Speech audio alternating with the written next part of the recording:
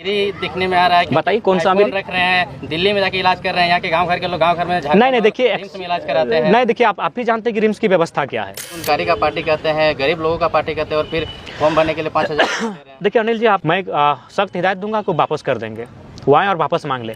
अनिल जी एक बात कहना चाहेंगे, हजारीबाग और कोडरमा और चतरा वाले अगर रांची में जाके कॉन्फ्रेंस करेंगे तो भैया प्रेशर से टिकट नहीं मिलता है। बूथ कमेटी आप नहीं बनाएंगे, हारने के बाद समीक्षा बैठक भी आप नहीं करेंगे, खाली चुनाव लड़ेंगे क्या पार्टी में? पार्टी के लिए आपने क्या दिया? पार्टी ने आपको दिया एक सम्मान दिया, तीसरा स्थान दिया। हमारी पार्टी का रजिस्ट्रेशन कंफर्म हुआ है। कुछ यूट्यूबर्स एक झपट्टा मार रहे चील और गीद की तरह।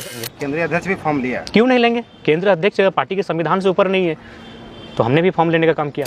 क्या लगता है ये लोग कहीं से प्रेरित है? नहीं, फंडिंग है। जो लोग मिलाने का काम किए वो लोग बोलने के लिए तैयार है। आपके फोन और टी शर्ट पे भी नजर रखा जा रहा है। लोग यहाँ लोग रेंज रोवर में घूम रहे हैं, लोग राज्य को लूट के चले गए, करोड़ों की संपत्ति लूट के चले गए, धनबाद से कोयला लूट के चले गए, कोई सवाल नहीं हुआ करते हैं। अब आप बात करते हैं यूट्यूबर्स की।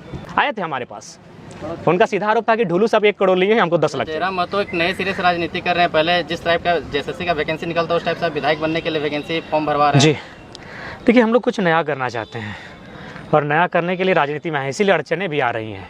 जब से हमारी पार्टी का रजिस्ट्रेशन कंफर्म हुआ है, लोग मतलब एक नहीं एक किसी नवजात पर चील को वे झपट्टा मारते हैं, उसी तरह का नए जीव की तरह हम एक कोई नया जीव हैं, कोई छोटा सा हम पक्षी हैं, एक छोटा सा जीव हैं, और बाकी जो राजनीतिक दल, उनके साजिशकर्ता, कुछ यूट्यूबर्स एक झपट्टा मार रहे चील और गीद की तरह। जब से मेरी पार्टी का रजिस्ट्रेशन हुआ है, स्वाभाविक है आपके मन में भी कुछ नाम आते होंगे, तो इन चुनौतियों से कैसे निपटे उसके लिए भी हम लोग तैयार हैं।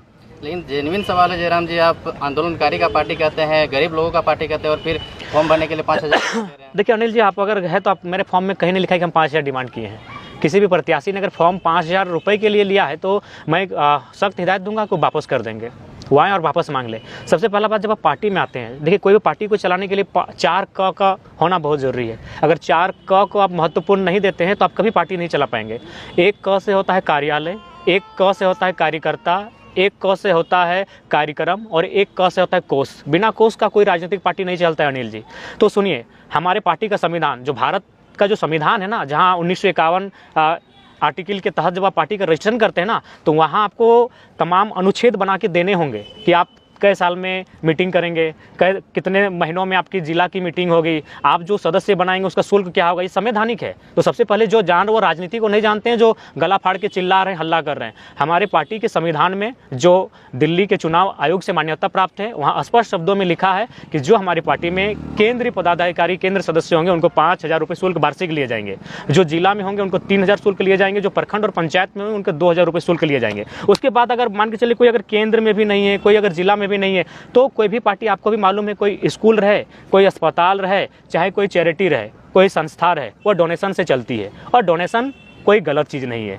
जब स्कूल डोनेशन से चलता है, जब अस्पताल डोनेशन से चलता है, कोई संस्था डोनेशन से चलती है, तो नो डाउट बाकी जो लोग हैं वो अनुदान के रूप में उनसे ले रहे हैं। पार्टी में विधायक बनने के नाम से, फॉर्म के नाम से कोई ऐसा नहीं। हाँ, इसी मौके में चूंकि हम लोग को सब काम एक साथ करना था, समय नहीं है, सदस्यता अभियान भी चलाना था, और जो लोग प्रत्याशी बन रहे वो हमारे केंद्र कमेटी के मेंबर भी हैं। वो जो नए भी फॉर्म भरेंगे उनको भी 5,000 रुपये देने होंगे, चूँकि हमारे पार्टी के संविधान में वर्णित है। और आप जब पार्टी चलाते हैं तो पार्टी का जो संविधान आपको जो मान्यता मिला, जिसका हम लोग रजिस्ट्रेशन नंबर मिला है, उस रजिस्ट्रेशन नंबर को जब हम लोग लिए तो उसके लिए हमें एक संविधान वहाँ देना पड़ता है। हर पार्टी का अपना एक संविधान होता है। तो हम लोग जो भी काम कर रहे हैं, अपना जो पार्टी हमारा है JLKM, उस पार्टी के संविधान के अनुरूप कर रहे हैं। आज आप बेनामांकन फॉर्म लिए हैं, कौन सीट से आप लड़ने जा रहे हैं? देखिए, उसकी अभी सार्वजनिक घोषणा हम नहीं कर सकते हैं, वो गोपनीय विषय है। पार्टी की कुछ चीज़ें प्रोटोकॉल में होती हैं, और सभी प्रत्याशियों को ये मैंने अधिकार है कि 5 सीटों तक अपना चॉइस कर सकते हैं, 1 2 3 4 5 करके। हम भी अपनी 4-5 सीटों पर चॉइस करेंगे। केंद्रीय अध्यक्ष भी फॉर्म लिया, क्यों नहीं लेंगे? केंद्रीय अध्यक्ष पार्टी के संविधान से ऊपर नहीं है,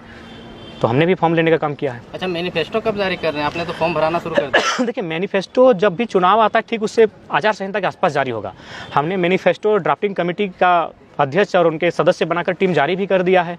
वे जल्द रिपोर्ट सौंपेंगे, हम लोग प्रेस कॉन्फ्रेंस करके सार्वजनिक कर देंगे। लोकसभा चुनाव के बाद जयराम महतो अपना संगठन को मजबूत पा रहे हैं कि कमजोर पा रहे हैं? बहुत मजबूत पा रहे हैं। लोकसभा चुनाव के बाद बहुत मजबूत पा रहे हैं, और इसमें कोई किंतु परंतु नहीं है। पार्टी का रजिस्ट्रेशन हो गया तो क्या लगता है आपको विधानसभा के चुनाव से पहले आपका सिंबल आ चुका है? तो सिंबल बिल्कुल मिलेगा, हमारा सिंबल मिलेगा। सिंबल मिलने में कोई रोक टोक नहीं होगी। जयराम महतो को ही सिर्फ टारगेट क्यों किया जा रहा है झारखंड में? देखिए, हम नाम लेके ही बोलिए ना, हमको आप कोई परहेज नहीं उनका नाम लेने से। बोलिए कौन टारगेट कर रहे हैं? बोले एक तीर्थ कुछ तथाकथित पत्रकार अपने आप को कहते हैं, देखिए, सबसे जो आपके हर एक एक्टिविटी को वॉच करते हैं बहुत माइन्यूटली और उसमें हर एक चीज में कमेंट करते हैं। देखिए, अब मैं विस्तार पूर्वक बता देना चाहता हूँ। देखिए, ये मानव की ह्यूमन साइकोलॉजी होती है। अगर मान के चलिए ये मेरा गाँव है, अगर इस गाँव के लोग मुझसे प्रेम करने लगेंगे ना, तो कुछ लोगों को मुझसे नहीं लेकिन उस प्रेम करने के भाव से नफरत होने लगेगा कि इसको इतना प्रेम क्यों मिला। अभी मान के चले एक बात बताइए, धोनी ने किसी का कुछ बिगाड़ा है? विराट कोहली ने किसी का कुछ बिगाड़ा है? सचिन तेंदुलकर ने किसी का कुछ बिगाड़ा है? लेकिन उनके हेटर्स है कि नहीं?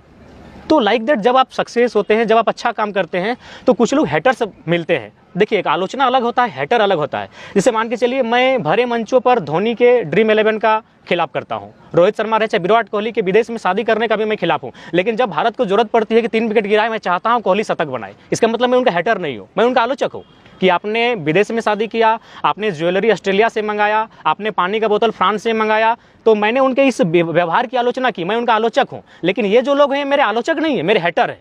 अगर आप मेरे आलोचक थे तभी तो 8,000 रुपये अंगद नायक को नहीं दिए तो सवाल उठाए। नहीं, आप बिल्कुल उनके परिवार को, सबसे पहली बात उसकी भरपाई कोई नहीं कर पाएगा। लेकिन आप सच्चाई जान लीजिए, जब वो घटना घटी थी उस समय हम लोग जितना सहयोग पड़ा था बहुत सहयोग किए थे और आगे भी हम लोग का कोई।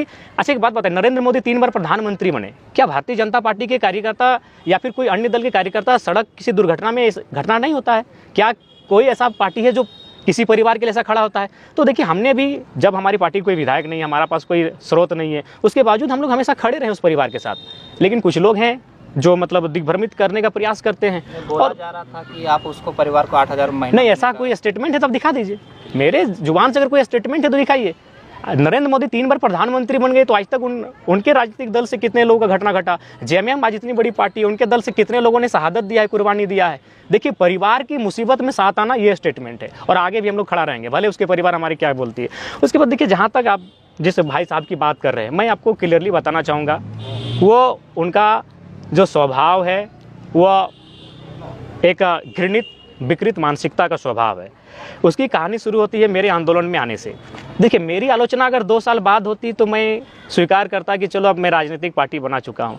मेरी आलोचना तो भाषा आंदोलन के बीच बीच में होने लगी थी, जब मेरा ग्रोथ बढ़ने लगा, जब मेरा क्रेज बढ़ने लगा, लोगों में मेरी पॉपुलरिटी बढ़ने लगी, तभी मेरा विरोध होने लगा था। और जो भाई साहब की बात करते हैं उनसे पूछिएगा, 21 तारीख को देखिएगा, आज भी उनका पोस्ट होगा कि मैं अपने कुछ साथियों के साथ पदयात्रा में जा रहा हूँ, कुछ साथियों के साथ।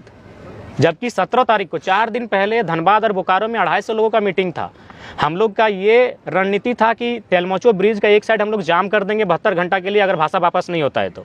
हमें लगता है उसके बाद जैसे हम लोग 17 को मीटिंग करते हैं और जब ये निर्णय आपस में चर्चा करते हैं, हालांकि तय नहीं हुआ था करेंगे कि नहीं, अगले दिन भाषा वापस हो जाती है। जब 18 को भाषा वापस हो चुकी है तो 21 को क्यों गए थे? तो इसका रीज़न यही था, एक हमारे तोपचाची के भी बड़े नेता हैं जो मेरे ही क्षेत्र के हैं और उनको भी ये लगा था कि अगर ये लड़का आगे बढ़ेगा तो कहीं ना कहीं मेरे लिए संकट होगा। तो उन लोग एक प्लानिंग किया कि अब इसको पूरा राज्य जानने लगा है, इसके हाथों में नेतृत्व है, मानव श्रृंखला हो चुका है, लाखों की भीड़ आ चुकी है, अब क्या कीजिएगा ना कुछ नया कीजिए ताकि नेतृत्व को इसके हाथों से लिया जाए। तब वो क्या किए, पद यात्रा निकालें। आपको पद यात्रा जाना था, हम लोग भी समर्थन करते हैं। उस मीटिंग में चर्चा काहे नहीं हुआ?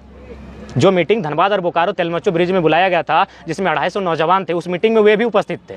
जो लोग पदयात्रा में गए थे वे लोग भी उपस्थित थे, जबकि 4 दिन पहले मीटिंग हुआ था। तो इसका रीज़न एक ही था कि वे लोग चाहते थे कि नेतृत्व को जयराम महतो के हाथों से ले लें, क्योंकि सबको नेतृत्वकर्ता बनना था, सबको लीडर बनना था और वो नहीं चाहते थे कि हम लोग से जूनियर लड़का लीडरशिप करे। क्योंकि आपको भी उनका इतिहास मालूम है, सूर्य सिंह बेसरा उनको एक बार कहाँ सीएम प्रोजेक्ट कर चुके थे हाथ खड़ा करके।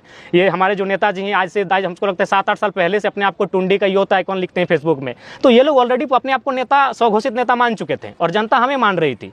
तो लिहाजा उनको उस बात से तकलीफ हुई। मैंने पहले कहा, आलोचक अलग होते हैं, हेटर्स अलग होते हैं।